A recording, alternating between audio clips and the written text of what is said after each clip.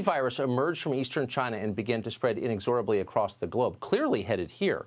Leaders in New York not only failed to shield their citizens from it, they took affirmative and aggressive steps to increase the risk to their population.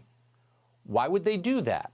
Well, because they were worried far more about being called racist than protecting human lives. That's not an overstatement. That's not hyperbole. Watch the city's health commissioner, Osiris Barbett, urge New Yorkers to spend as much time as possible in crowded public places. Keep in mind, this video was from February 2nd of this year. That was long after the threat from the Chinese coronavirus was obvious to anyone who was paying attention. The risk to New Yorkers for coronavirus is low, and that our preparedness as a city is very high. There is no reason not to take the subway, not to take the bus, not to go out to your favorite restaurant, and certainly not to miss the parade next Sunday. I'm going to be there. Take the subway, go to dinner, people cheer. They feel good about themselves. Future generations, though, are going to watch that video with their jaws open in disbelief.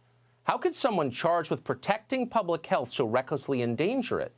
They'll watch this performance from State Senator John Liu, too. Liu suggested that people who might be concerned in any way about contracting a deadly disease, or who might be interested in where it came from, must be, and you guessed it, bigots. But there's really no need to panic and to avoid activities that we always do as New Yorkers. We are a hardy people. As an Asian American, I've been somewhat disturbed, if not outright appalled, at some of the comments or gestures that I have seen. Diseases originate from anywhere or from particular places in the world.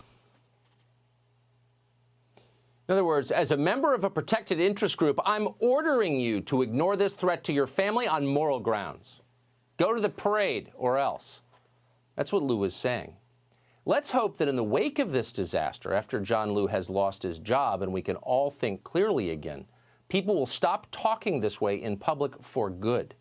It was always the most brutal form of social control, masquerading as sensitivity and caring. Now we know it was infecting the public with disease. But at the time, sentiments like this were universal among big city public officials. State Senator Brian Kavanaugh, for example, decided to embark on a crusade against what he called misinformation, a euphemism, as it so often is, for accurate information.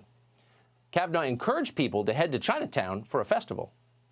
It's very important that we recognize that this holiday and this festival is of tremendous significance for many communities in our state. And it is very important that we ensure that we don't have misinformation. And many in the media have been covering this issue as if it's, a terrible plague that people have to avoid. If you don't go to a crowded public place immediately, you're a racist. Look at those people telling you that, demanding that you do that, hectoring you, badgering you, exerting moral blackmail on you to expose yourself.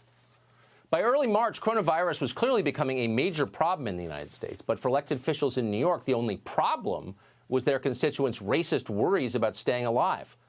On March 2nd, this March 2nd, Mayor Bill de Blasio tweeted this, quote, "Since I'm encouraging New Yorkers to go on with your lives, plus get out on the town despite coronavirus, I thought I would offer some suggestions. Here's the first. Through Thursday, go see The Traitor. If The Wire was a true story plus set in Italy, it would be this film." That's right. Go to a movie theater immediately. You must. A week later, de Blasio was still encouraging New Yorkers to live it up and mingle in large groups.